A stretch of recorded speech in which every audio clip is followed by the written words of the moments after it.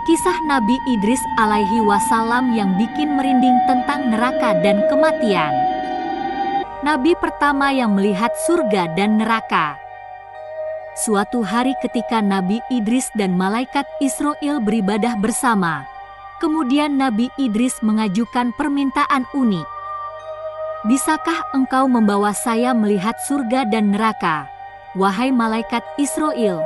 tanya Nabi Idris alaihi wasallam. Malaikat Israel pun menjawab, "Wahai Nabi Allah, lagi-lagi permintaan darimu sungguh aneh. Mengapa engkau meminta hal itu? Bahkan para malaikat pun takut melihat neraka, wahai Nabi Allah."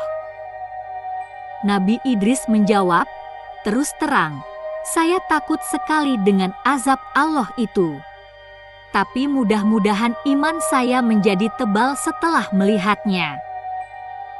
Kemudian malaikat Israel meminta izin kepada Allah dan mendapatkan restu. Keduanya pun pergi untuk melihat neraka. Saat hampir dekat, Nabi Idris alaihi wasallam langsung pingsan.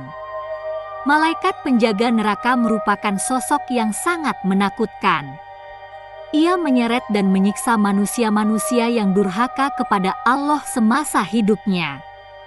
Nabi Idris alaihi wasallam tidak sanggup menyaksikan berbagai siksaan yang sangat mengerikan itu. Tidak ada pemandangan yang lebih mengerikan dibandingkan dengan neraka. Api berkobar dahsyat, bunyi yang bermuruh menakutkan dan hal-hal yang mengerikan lainnya. Nabi Idris meninggalkan neraka dengan tubuh yang lemas.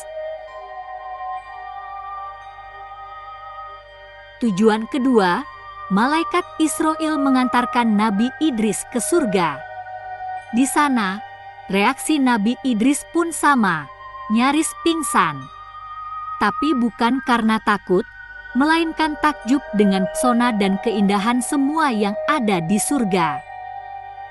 Dilihatnya sungai-sungai yang airnya begitu bening seperti kaca. Sementara itu di pinggir sungai terdapat pohon-pohon yang bagian batangnya terbuat dari perak dan emas. Lalu ada juga istana-istana untuk para penghuni surga.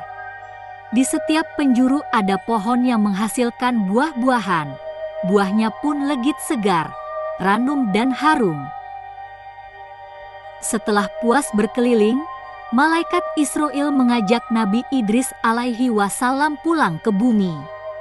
Namun Nabi Idris enggan pulang dan ingin tetap berada di surga. "Tuan boleh tinggal di sini setelah kiamat nanti, setelah semua amal ibadah dihisap oleh Allah, baru Tuan bisa menghuni surga bersama para nabi dan orang beriman lainnya," ujar malaikat Israel. Kemudian Nabi Idris alaihi wasallam menjawab, "Saya ingin beribadah kepada Allah sampai hari kiamat nanti."